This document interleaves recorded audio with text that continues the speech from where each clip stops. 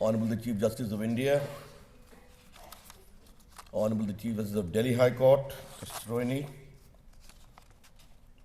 Honorable Lieutenant Governor, Delhi के सम्मानीय मुख्यमंत्री Arvind Kejriwal ji, Justice Ahmed, distinguished judges of Supreme Court of India, former judges, Chief Justices of various High Courts present here, Judges of Delhi High Court, former judges, distinguished lawyers, ladies and gentlemen.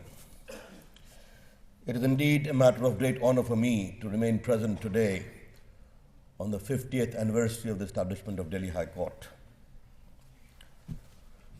The jurisdictional journey of Delhi is quite varied, from Lahore High Court to Shimla to Punjab, and formally coming into being with Delhi High Court being established in 1966.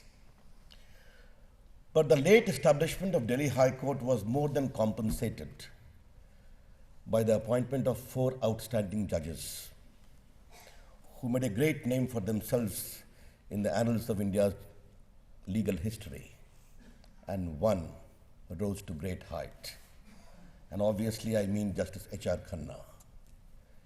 His powerful dissent in the ADM Jabalpur versus Shukla, where he upheld the lofty flame of freedom when it was under severest of threat, remains a proud moment of our legal journey.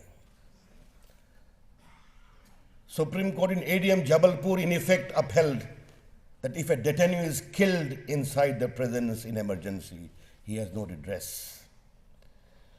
And while giving his dissent, I would like to quote 4 lines, powerful lines of Justice H.R. Khanna.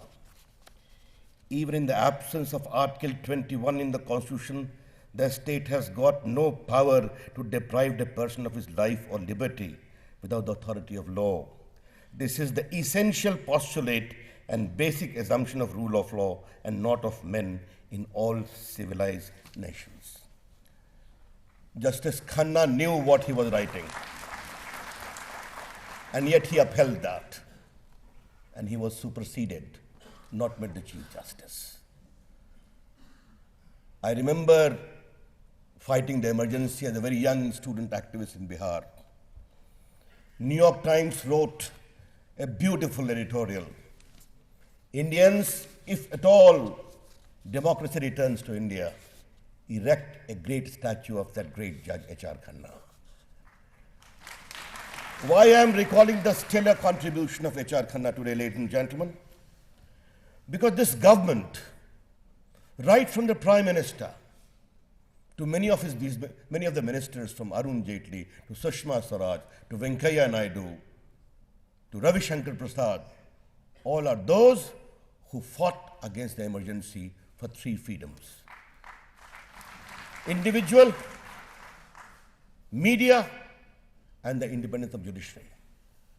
Therefore, the commitment of the government of India led by Shri Narendra Modi to independence of judiciary is completely irrefutable, fundamental, and we have suffered for that.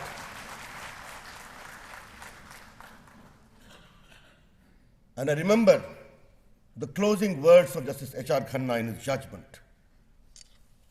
Quoting a foreign authority, he said, "A dissent in a court of last resort is an appeal to the brooding spirit of the law, to the intelligence of a future day, when a later decision may possibly correct the error into which the dissenting judge believes the court to have been betrayed." And what a powerful statement. ADM Jabalpur was not required to be overruled.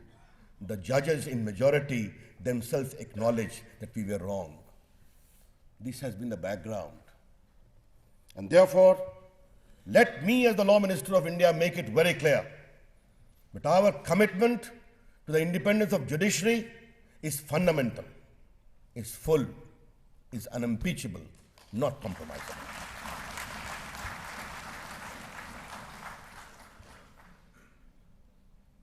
I don't want to join any issue today, but one thing I'll have to put the record straight.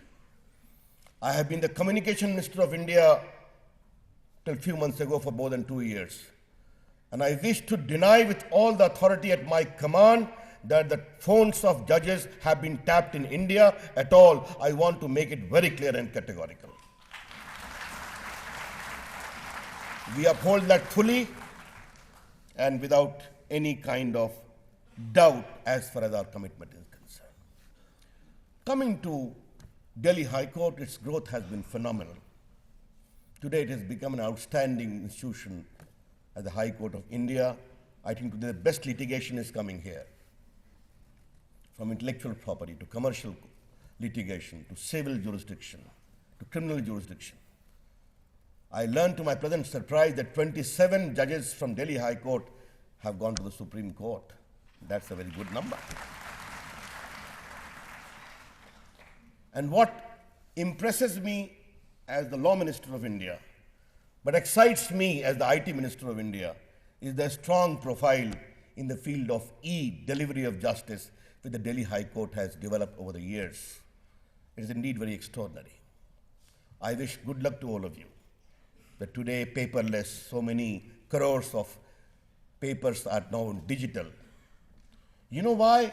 Any digital profile of India is very important for the country, ladies and gentlemen. Because as the IT Minister of India, I am changing the almost metamorphosis of India as becoming the empowered society. Digital India, Make in India, Startup India, Skill India, Stand Up India are all working in unison to make India a digitally empowered society. And when we are employing technology, digital governance means good governance. Digital governance means transparent governance.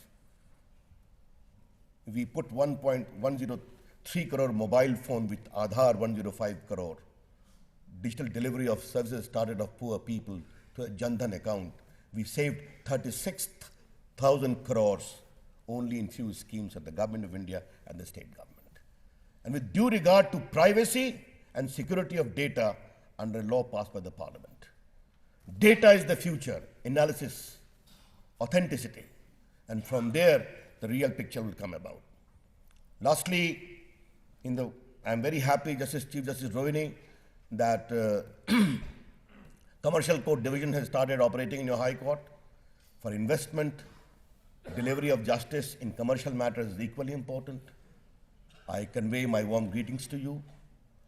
As far as the Government of India is concerned, we will do our best to give infrastructure support.